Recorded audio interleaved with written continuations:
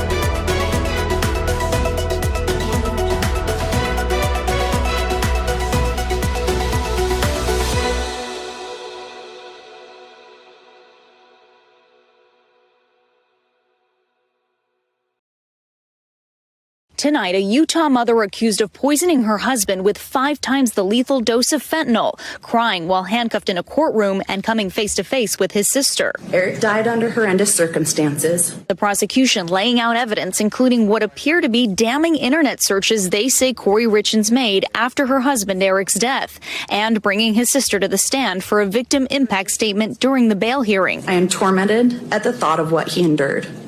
I play it out in my mind. I go through the terrible sequence of events. I wonder when he realized he was in mortal danger.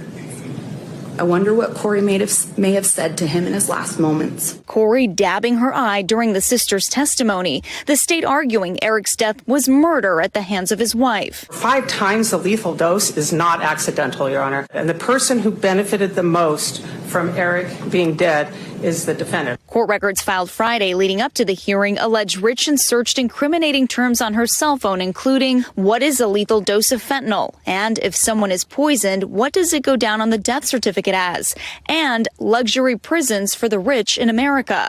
The judge denying her request for bail.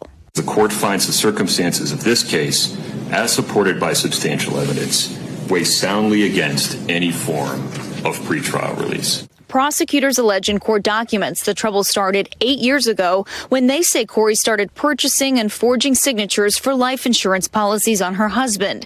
At least 4 policies totaling upwards of $1.6 million that named Kouri as the beneficiary. Another internet search prosecutors allege Kouri made, quote, death certificate says pending. Will life insurance still pay? The state saying the two were also fighting over purchasing a sprawling new home, and that then Kouri contacted an acquaintance and asked for fentanyl. One day after Eric died, she closed on that home, according to a search warrant. Her defense attorney arguing that the transaction doesn't prove murder, and the death may have been an accident. It could have been accidental. I mean, it very well could have. And I think that given the evidence presented today is a very plausible situation. Being bad with money does not make you a murderer. The defense also arguing that there is no substantial evidence to support the charges and that no traces of fentanyl were found in the home. Richins has not entered a plea. In the year after Eric's death, Kouri penned a children's book about grief, included her sons in the story, and dedicated it to Eric, even going on TV to promote it. It completely took us all by shock. Today, his sister advocating for her nephews. Because of her actions, there has not been a day that has gone by we have not lived with paralyzing anxiety and fear, worrying for the boys' lives as well as our own. Valerie Castro joins us now live in studio. So, Valerie, we learned a lot today. A lot happened in court. Do we know why? Is there anything more we learned from the judge about why he decided to keep Kouri in jail? So the judge says that she could pose a substantial danger to the community. He says is based on the fact that she's also accused of purchasing a large amount of fentanyl after her husband died, although it's still unclear why she might have done that. A pretrial hearing is now set for June 26th.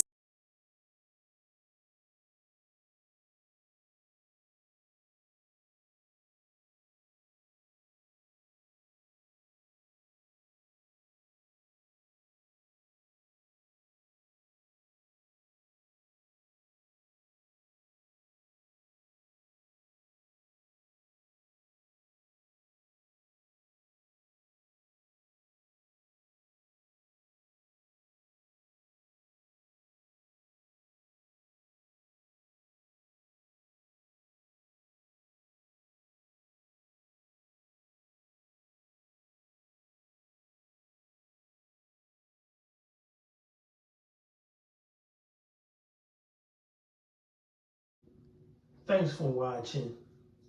We appreciate you. Please subscribe.